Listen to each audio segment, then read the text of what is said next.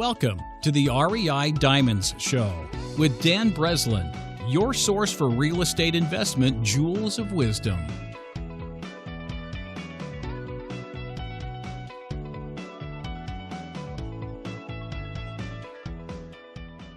Welcome to the REI Diamond Show, the show dedicated to discovering the jewels of wisdom used for increasing ROI for REIs. That is, return on investment for real estate investors. I'm Dan Breslin, your host, and this is our 103rd episode. Before I get started, I just want to warn you that my building is under construction and you might hear some banging or clicking in the background. My apologies, there was nothing I could do about that, but it is still an audible episode. So on today's discussion, I am joined by my friend and fellow Chicago real estate investor, Andrew Holmes.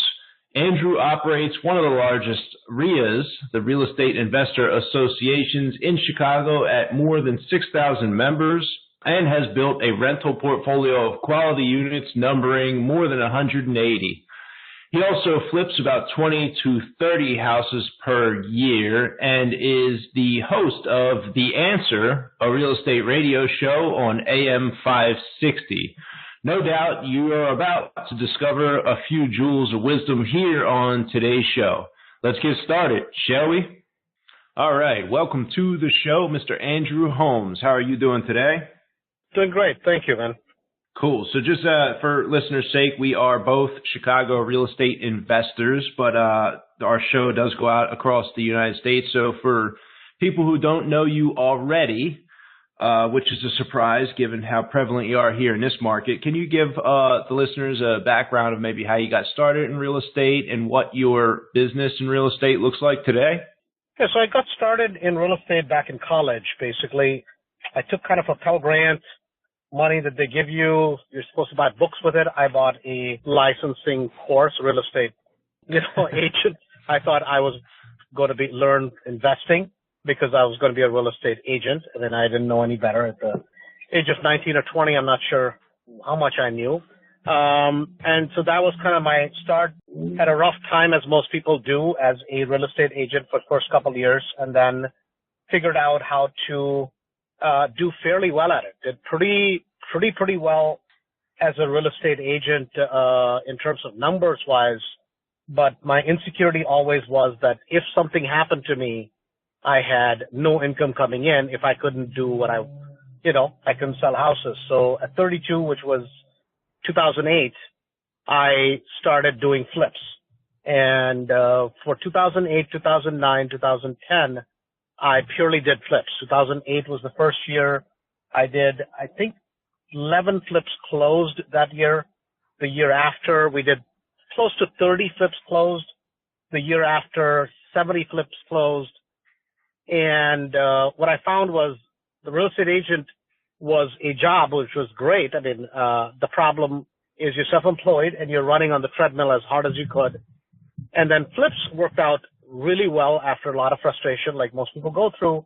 But then I found myself into an even more stressful situation where I was even more stressed out doing flips. Money was good, but I just I wanted to get out of that mode where December was a very bad month for me because I would feel stressed that next year, how do I repeat the same thing? And more insecurity. My insecurity always was, if something happened to me, what happens then? Where does the income come from? And I guess I kind of come from the old school of thought, which is I was kind of early on as a teenager, I had a big mouth and a small brain, so I used to speak before I would think. And I told my parents that one day I was going to be rich. I had no idea what it meant, but and I was hell-bent on proving that I could do it my way. So that was kind of and that got me to rentals in 2011. So today we have close to 190 rental properties. 45 are paid off already. And we're in the process of still buying more, accumulating more, and paying them off. You also run the Real Estate Investors Association in Chicago, RIA here, which I think has how many members now? I mean, you got to be up quite a few thousand at this point, right? Yeah, we have about 6,000 members. We do about 12 meetings every single month. So I started that about 3.5 years ago, was the start. And my frustration was that a lot of the information being provided was generic information at these RIA groups, that every time there was a sale of some sort of a guru and new ideas. And what I wanted more industry professionals, people who ran real estate businesses, because I approach what we do as a business. This is not a game. This is not a hobby. This is a business. So kind of that's the approach that we have taken, very heavy on information and facts. And we try to keep it as low as humanly possible on BS. And that seems to have, something seems to have worked, I guess. And then 6.5 years now, I've been doing a radio show on AM 560, The Answer, which is one of the big conservative talk show radio stations. For about 6.5 years, I've been doing a radio show on investing, talking about the same thing. How do you use real estate to build wealth? And our niche, my niche happens to be, we still do a lot of small flips, which is, I don't like to do any flip more than $350,000 back end value. That is after rehab value. So we stick to the smaller flips in our market, but a lot of repetition of the same stuff. And same thing with rentals. We stick to single families, townhouses, and 2 to 4 flats in the suburbs of Chicago. Yeah, and we're in Chicago. Did you say how much was the flips on the ARV limit there, Andrew? ARV limit for me is 370, 350 ideal, no higher, absolutely no higher than 450.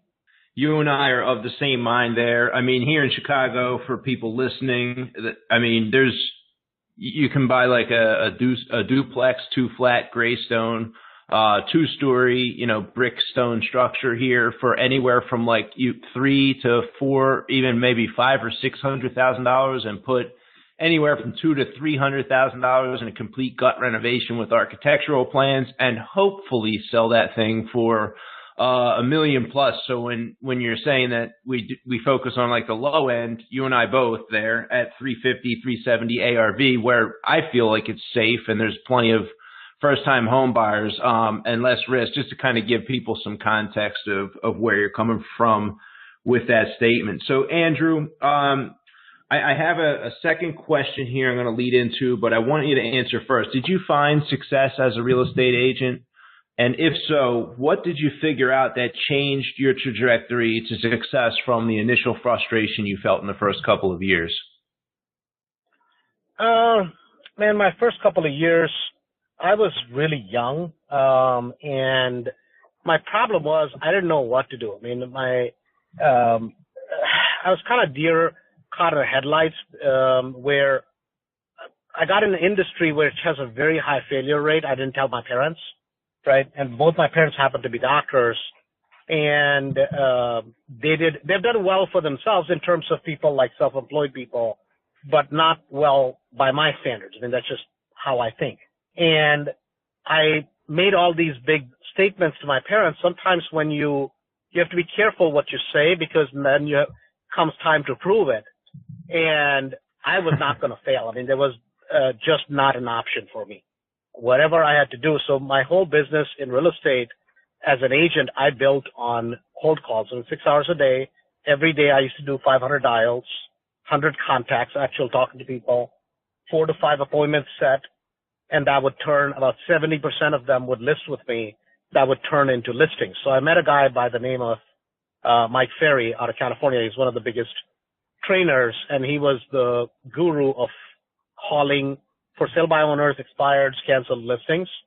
And people either absolutely adore him or can't stand him because he is in your face and he's just an absolute taskmaster. But at that age, I mean, that's what I needed. I really needed somebody to go crazy on me but what he said worked. I mean, I just followed it to the T.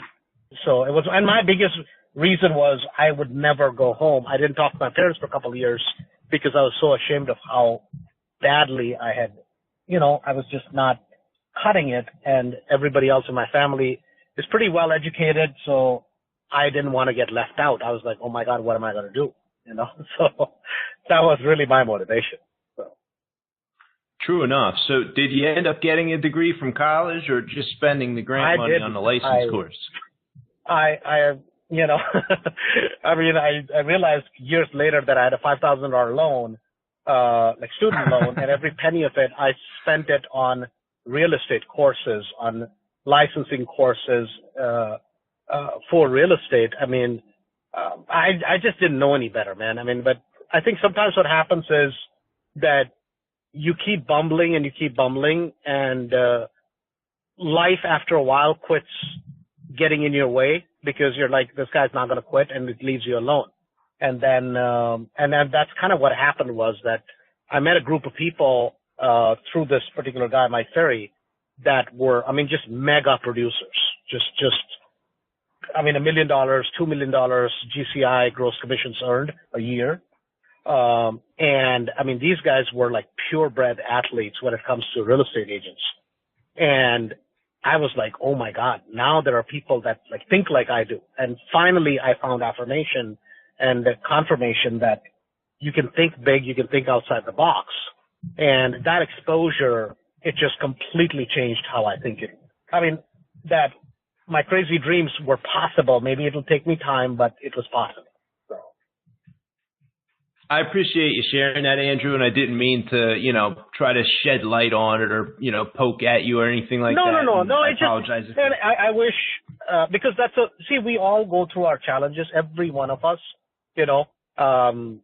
somebody once said, you keep your good times in your pocket and bad times in your heart. And it's great to talk about all the successes, but it's the tough times that build character. So, Yeah, I have a similar story. I was going to Villanova to get an engineering degree, and they sat us down in a big hall the first couple days, maybe a week or two when school started, my freshman year. And they said, okay, welcome to the engineering school, and here's what you can expect to make when you get done as a starting engineer. And this was 2001, and I think they told me that the starting salary was somewhere around $30,000 or $35,000. And I thought to myself, oh, God, I am in the wrong place. And I ended up, my daughter came along somewhat unplanned within that same year. And they, that was kind of my reasoning for saying, oh, I have to get out and start going to make some money now. I wish I would have had such a cool thing as to spend the Pell Grant on real estate education classes, books, whatever. I mean, that's just such a cool thing to look back and have that, especially me knowing you personally and knowing what you've built to this day. I think that, looking back, here it is. You took a certain path, different than that path. And, just like myself, it led to extraordinary results. I think you mentioned something, too, about these high performers through the Mike Ferry system and guys making $1 million and $2 million a year. And it's really speaks to the power of an example. Birds of a feather flock together. When you're hanging around or when you see, even if it's not necessarily like face-to-face and being able to spend time with people. But I know that, like myself, Andrew, I've spent time listening to a ton of podcasts, radio shows, people who I have not met in person, but I've been able to look at and say, oh, wow, they did this. Look, this guy made $1 million a year. This guy made $1 million, $2 million a year doing, something similar to what I'm doing today. And I really encourage people to try to find people like that, just, if not to spend time with them, if they're not available, but to definitely change what's believable and see some of the proof that exists out here for us to take a look at. No, I mean, no question, man. It changes your perspective. I mean, we all have a family we come from. I think I was very blessed. All I am, and I think all I could ever be because my parents, I feel, are very blessed in that. And they put a work ethic, but they always thought work hard, study hard, and work hard and work hard and work hard, and nothing wrong with it. It's just that to go to the kind of the numbers that I had in my mind to go there, work hard works, but the multiplication factor, the duplication factor is what builds the kind of numbers that I was thinking about. I just didn't know how to put it together. And that was kind of the struggle. That sometimes the problem with entrepreneurs, with dreamers, is that most dreamers live in their own head, in their own world of fantasy. And a lot of times, they're complete disasters. It's not that they want to be that way. I think it's very tough to be practical and to have all these crazy ideas, crazy dreams, and there's a high amount of failure rate. I mean, it's just a fact of life. And that if you're an entrepreneur, you have to be okay understanding that. Otherwise, you're in for a ton of hurting. And for the longest time, I kind of felt very poorly about myself because I couldn't figure out why I think the way I do. And I just can't help it. I mean, I just think outside the box, and I truly think anything is possible. And then I realized I'm not very religious, but I do believe in one simple principle in life. Any dream that God puts in your head, right? It's not something that you want. Any dream that you can't sleep without is something that you have within your power to achieve. And I've come to believe that 100%. And it just works. And for some reason, I don't know why, that it just works. All you have to do is just start walking towards it, and it just one after the other. People will show up in your life. Things will happen that you least expect, and it just lines up if you're doing your part. And I don't know what you call that, but it took me, I think, till I was maybe 30, 32 years of my life to realize that would work, and it just does. So that's just how it is. I think we attract a lot of stuff into our lives, so that's at least my thought process. Nice. I remember we met. I spoke at an event you happened to attend. We met out front. I think I just got my second brand new car in a long time, but my story was like starting in 2006, flipping some houses. By the time 2010 came, I was having to start over again. And then 2012, 13, 14, 15 started growing back to where we're at today, in the process of, I think I have 87 contracts on the board. But I remember, I pulled up in my Range Rover in my new car, and I think you saw me getting into the car. And I can't remember if you said it that night or another night, but you said something to the effect of, and this kind of paints a frustration that I've had interacting with people at RIA events and seeing people try and then fail and seeing people trying to make a better life. And you mentioned something like, man, why can't all the people who come to our RIA events go get new Range Rovers? Like, I have this vision for people to just be so successful. And you had also said something that night. I think it was about 11:30, and we're breaking up in the parking lot there.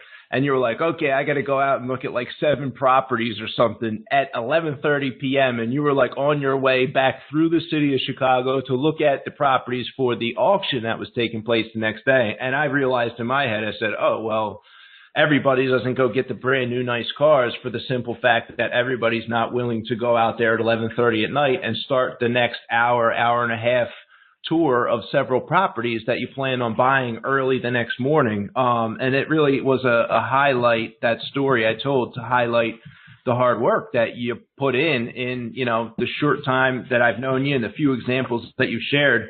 500 dials, 100 contacts, 4 to 5 appointments. How many other real estate agents are willing to put in that kind of hard work to get, the results that other people are talking about? And I think it speaks as a testament to that. And I think it's important. I would love, if I were a guru, Andrew, I would love to say this is a get rich quick business and everybody could just real easily, but it's really, you have to work hard and build systems and learn these things and build skills over time in order to get the kind of success that a lot of those BS gurus would have you believe if you would just buy their package to do that. So, I mean, yeah, but man, I truly believe that, to go back, I feel that I'm very blessed because, see, I'm just not happy.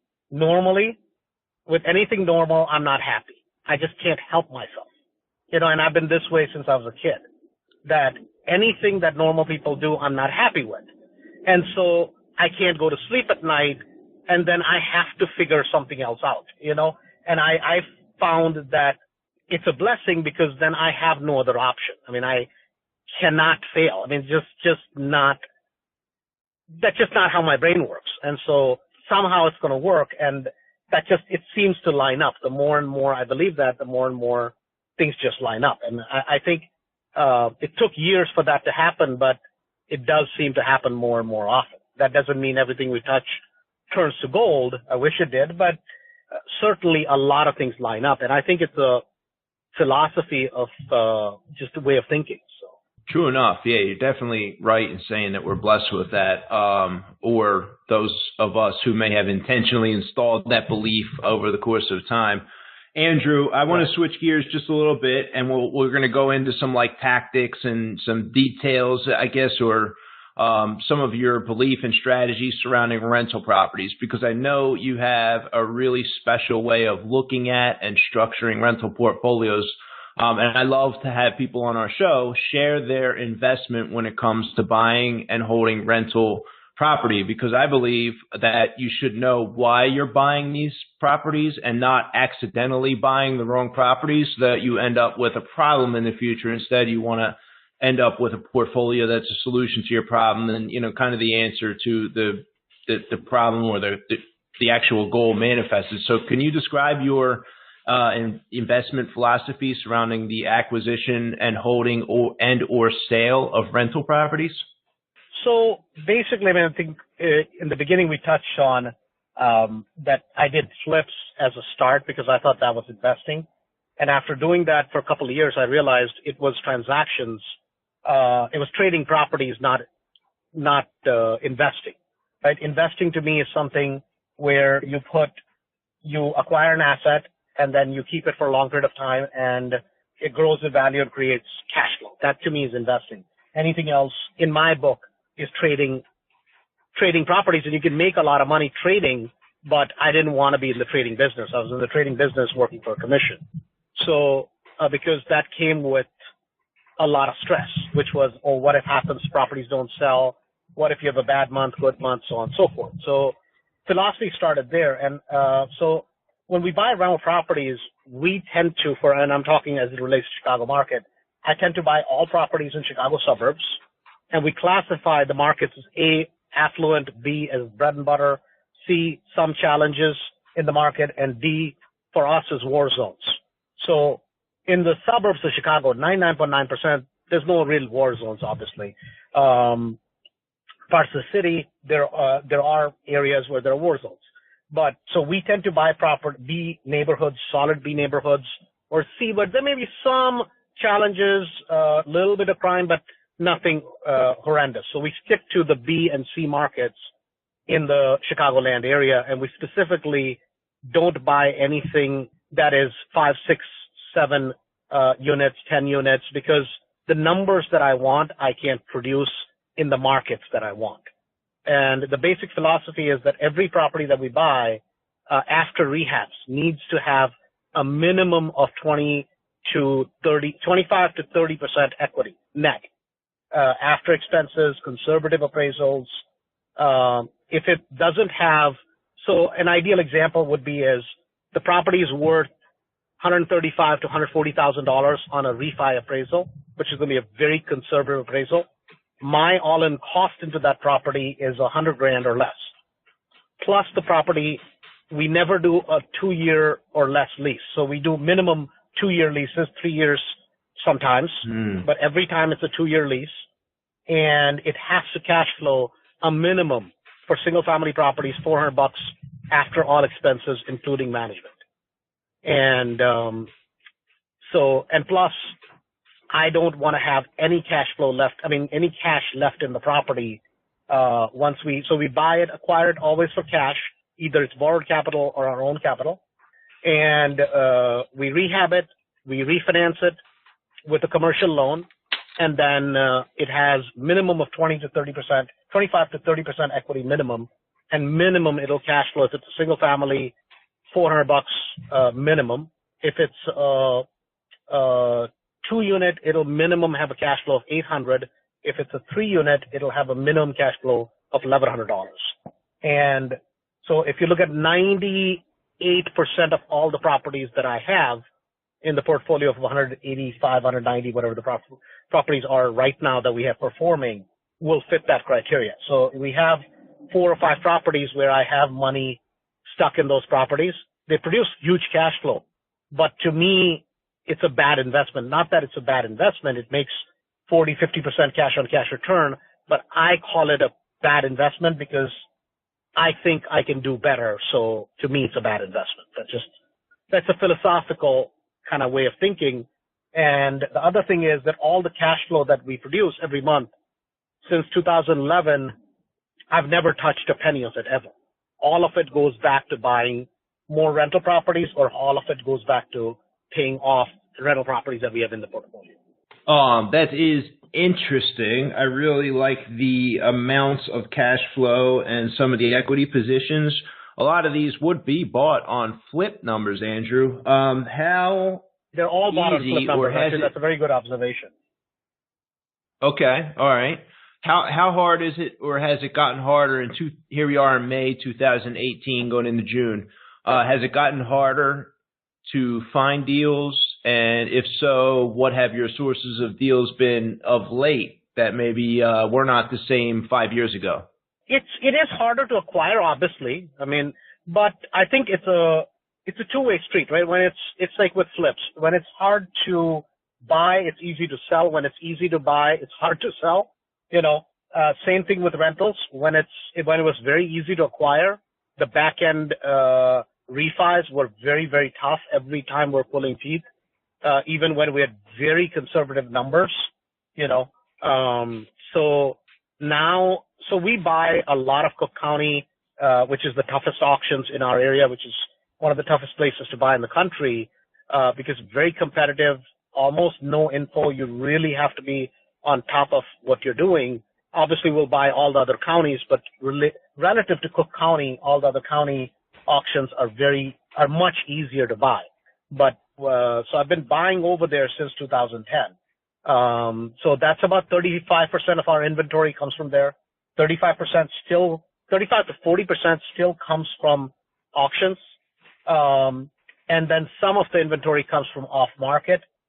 We do not buy as much inventory off market. And I think if one mistake I have made, which I admire you for what you do, which is you do a lot of marketing from what I hear from, and you do a lot of off market stuff. If I truly did off market going after properties, the type of properties you go after, my numbers would be even more ridiculously better. I mean, one thing I've always taken pride in is that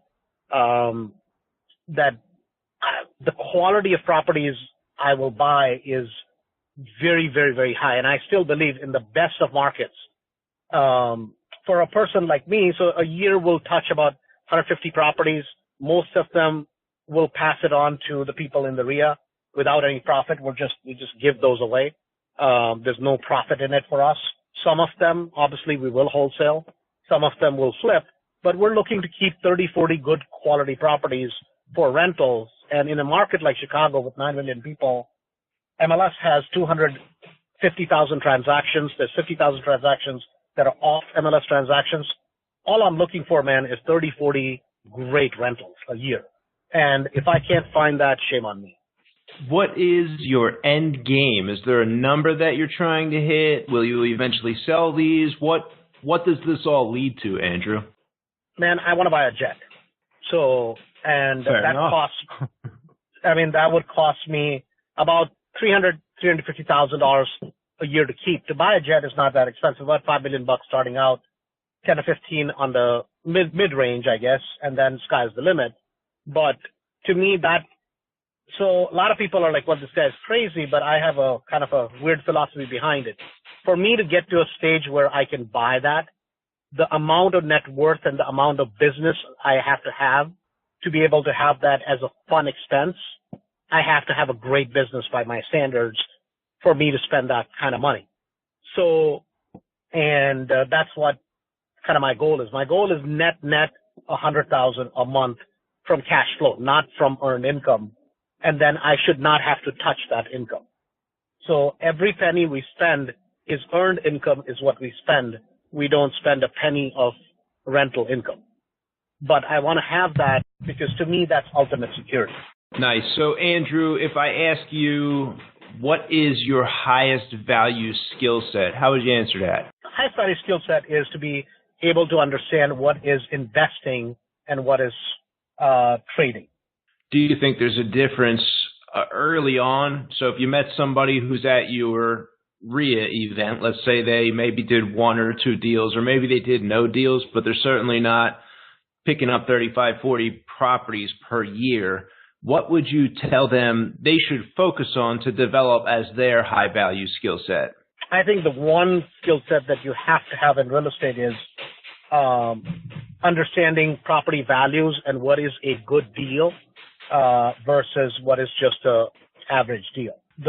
Somebody to say, oh my God, I got a great deal, that's, man, 1 in 1,000. So the best way to learn personally, I feel, is if you take any zip code and take the bottom 40% of that market and look at 100, 200 houses in that market, and then start putting numbers to it. If you want to do flips, then put flip numbers. If you want to do wholesale margins, then you can do wholesales or rentals. I mean, and a lot of times, I started in 2008. To the January 14th, 2008 is when I bought my first flip.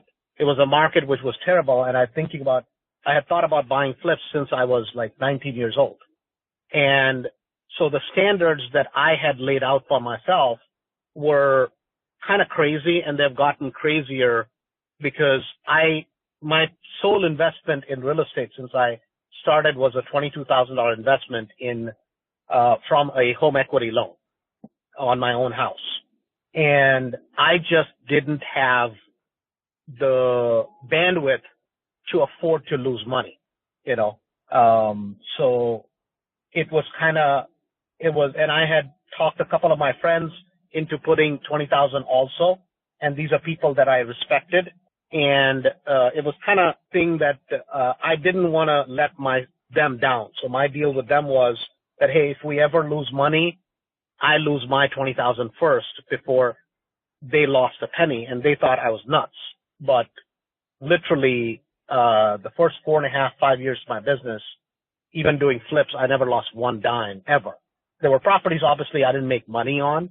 But I was like so paranoid of losing money that I passed up deals like it was going out of style. And I truly believe that one skill set that has helped me is I'm a long-term optimist and a dreamer and a short-term paranoid personality.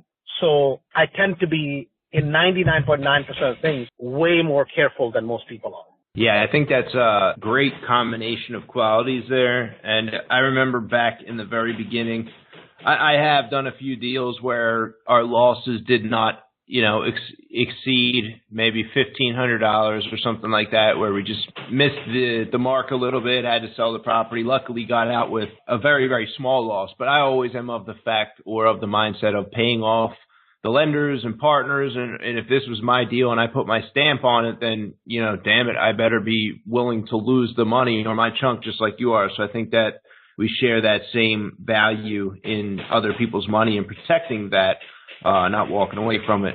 Talking about understanding property values versus, and finding real deals as a number one skill. Couldn't say it was a much higher skill set that I could come up with. In fact, early in the business, I always found that wholesaling was like a great apprenticeship into the business, and being able to find deals that were so good that someone else would pay you a little bit or even a lot of money to step into your shoes will teach you whether or not you have a real deal. Nobody wants to buy the deal. You must have missed the mark. So it's been definitely finding real deals for me. It's definitely a high value skill set.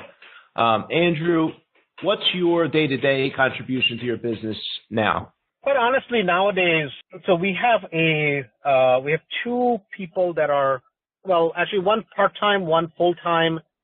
They both manage the rent collections, showing the properties for us. I have one guy who schedules all the flip rehabs as well as the fixes on the rental properties, and I have a business partner. He takes care of all the loans, all the payments, all the day-to-day operations of running the business. Nowadays, the only real thing I really do in the business is just decide if I'm going to buy a property. And what price. The few flips that we do for the year, on those, what I'm going to sell it for, and that's on that side of the business. That's really buying more properties and making sure that the numbers are what they are. And on the flip side of it, making sure the numbers are what they are, really all I pay attention to. And that's pretty much it, because a lot of my time nowadays goes into Chicago RIA meetings, and then the radio show, the bunch of other stuff, that's kind of, so a lot of my time is spent those places rather than necessarily looking at properties. But because we have a fairly developed system now, it's not as obviously as much time that I have to put in necessarily. Got it. So you guys do some internal management. What are your best tenant sources for those A or those B and C plus properties that you buy? So tenants-wise, you said tenants, right? Rentals? Yep, finding the best tenants. We tend to, so my business partner handles that part of it, but he tends to believe that the best tenants come from basic, like Zillow rentals, at least in today's market. So he always puts it there and a bunch of websites, not even on the MLS for the first 2 weeks. He believes that people who tend to go to real estate agents a lot of the times for rentals, their credit in general is not as good. Obviously, if the property is not rented within the first 2.5 to 3 weeks, I believe, he puts it on the MLS at that point. And that's where we get, and a lot of rentals are good with the neighbors. I mean, neighbors know somebody and they have somebody move in. A lot of times, just a sign in the yard does the trick. And we get close to about 76% renewal rate on our properties from tenants because we make sure that they are going to sign a minimum 2-year lease. And so most of the tenants we have, there's not a lot of turnover. I mean, that's been one of my big things that I don't want turnover. So I was fortunate from a certain extent that from the age of 19 to 20 years old, I had seen a ton of mistakes that real estate investors make.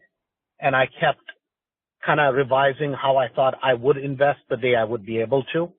And all those things I was able to start putting into practice with flips, with rentals. A lot of the stuff, the way I look at the business is people are like, this is kind of crazy. Why wouldn't you live on the money that you have? Why wouldn't you? I mean, I'm like, I just don't. I mean, it's like same thing with commission checks. I always used to take pride in not cashing commission checks, and I would put them all over the office, and it used to irritate the hell out of other agents in the office that would pass by. I mean, I never said anything to them, but to me, that was like, if I don't have to cash the check, that meant security. That meant that I have some money in the bank. I mean, it's kind of a weird way of thinking, but to me, I felt confident my office that I worked for wasn't going out of business, and it would create problems after 6 months with the accounting department because they're, hey, we got to close this year's books. But for me, internally in my head, it was a moment of pride because I never had for a long time that extra money where I don't know if that makes any sense, so. Yeah, I mean, to take it to the extreme, you're obviously not living in the street and at $0. So is it the couple Correct. flips or what is your source of living expense money these days? Today, so we do, I think about 26 to 30 flips a year, right? It's down from the numbers that at one point I had built it up to. But if they're easy flips, then we do them. I mean, if there's a $30,000 profit and it's a $30,000 to $40,000 rehab, then we'll do them. If there's any more rehab, we just pass. Kind of give people an idea to put it in dollar volume, right? That way it kind of makes, so for us with the employees, with the RIA, with all the stuff that we have today, it probably costs us close to about $240,000 to run our office, right? Car expenses, insurances, liability insurances, umbrella coverages, all that kind of stuff. Plus, a little bit of salary that I pay myself, my business partner pays itself. It costs about $250,000 or so, $260,000. So whatever that cost is what we're trying to recover and more money to buy more rentals, besides the cash flow from doing flips. I mean, that's the only goal, with the flips that we do. So it makes more money, but that's really the nut we have to cover. I mean, we don't have a lot of personal debt. I don't have much personal debt anymore. My business partner doesn't have hardly any personal debts. Our mortgages are low. A lot of the business expenses are paid through the business. So we run the business kind of a little bit differently, than most people do. So. Cool. So I have another question that I'd like you to answer two ways. Andrew, first, what are one or two book recommendations you would make to somebody just getting started? And second, what would be one or two book recommendations you'd make to somebody already successful in their real estate career? I think the one book that, this is not a real estate book, but it's a book on investing, which I find I read early on, and I've gone back and read it a few different times, because a lot of my philosophy is from the Warren Buffett school of thought of doing things. And there's a book written by the guy who taught, one of the people that Warren Buffett credits it's called, his name was Benjamin Graham, and it's called The Intelligent Investor. And the book is not about real estate. The book is about portfolio analysis and understanding in what is investing truly at its core. So to me, that's one of the great books. Another book that was written by Gary Keller, which I'm sure your earlier guest probably brought up, was The One Thing. That was a book that was written by Gary Keller from Keller Williams. And it's purely about focus. So those are two big books that I would think, and there's a couple other books on, I tend to enjoy more biographies, more from a lot of people who are very, very high producers in productive in terms of their lives. But a lot of times what it does is it gives you background on how humble a lot of people who we would consider mega successful, where they came from, all the hardships that they went through. I just recently heard an audiobook by the guy, Phil, whatever his name is, from Nike, and building Nike, the amount of hell he went through. A lot of times what it does is it makes you realize that it doesn't matter how bad things may be for you at a certain point in your life, we're a lot more blessed than a lot of the people that have gone through a lot worse things. And yet, if they can overcome their odds, I think we can probably, live another day, I guess. Nice. Andrew, if you could go back and share the crown jewel of wisdom with your 19-year-old self as you were taking that Pell Grant and investing it in real estate information, what would that be? Man, that's a very good question. I think somebody once said that wisdom is the principal thing. And it's not about money. It's not about success. It's not about anything. It's about wisdom. And how do you gain wisdom? You gain wisdom with experiences. And how do you have experience? Experience is through a lot of mistakes. If one thing I would say is don't take a shortcut. At times, I tried to shortcut things. Every time I have done that, it comes back to bite me. And pick one thing and then stick to the damn one thing. Because there are people who are wonderfully successful in doing all sorts of various things.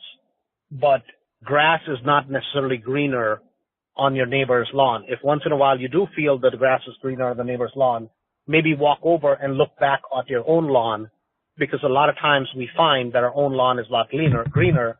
It's just you're looking at it from a different angle. Nice. Well said. I remember in my time of trial and tribulation back then in 2010, 11, 12, when I was having burnt grass in my life and having to start over, I remember reading in the Bible, it said, wisdom is more valuable than rubies and gold. It says that in the book of Proverbs. And, for you to highlight that and point that out, I remember when I changed my mindset to that, and then I became, I was hungry for the wisdom, the knowledge, trying to find how things were done, the things that were important, things to pay attention to, as opposed to, just finding my next deal for the sake of money. And I made it a point, a determination. I said, you know what? I don't like the way things are. This is back in 2010 or 11. I said, I'm going to figure out how to fertilize this grass of mine so that when people look at my lawn, they think, damn, he's got the greenest grass out there. Right. No, it's just so true. And then, listen, it's like, I think every 2, 3, 5 years we grow, and hopefully we'll all of us have our own stupidities. All of us have things that you're like, oh my God, I can't believe I did that, right? And I think there are two types of people. There are people who just keep repeating the stupidities, and then there are people who learn from them and move on with life. Hopefully those stupidities aren't such that you can't really, go back from them. But it's like, it's just one of those things. You realize that it is what it is, and you just move on, because life doesn't give a damn, and life doesn't judge you. It's just that the people around you judge you, and nobody wants to get on a train that's not moving. As soon as your train starts moving at a rapid pace, every son of a gun who doubted you will be, oh my God, that obviously worked. And then if you just start moving way too fast, then, oh my God, he must be doing something wrong. It's like, dude, I'm just trying to put one foot in front of the other, man. I'm not, I don't take anything from you. I want nothing from you. But, and so you meet all types, but you realize the better you do at anything, that's just how it is. I mean, that's just, and that used to bother me for a long time, because people will say stuff and I'm like, I've taken pride in doing things the right way. And that bothered me sometimes. And people say stuff, but we all need shit to say. So people say stuff that doesn't mean anything, so it's just, you got to move on. Yeah, true enough. Andrew, do you want to share some information about how people can find out more about you, websites, maybe the radio call, etc.? Sure. I mean, they can always reach us at Chicago REIA, that's Chicago, and REIA, R-E-I-A, that's Chicago Real Estate Investors Association. So the email for that, or the website, is chicagoreia.org, and the email is info@chicagoreia.org.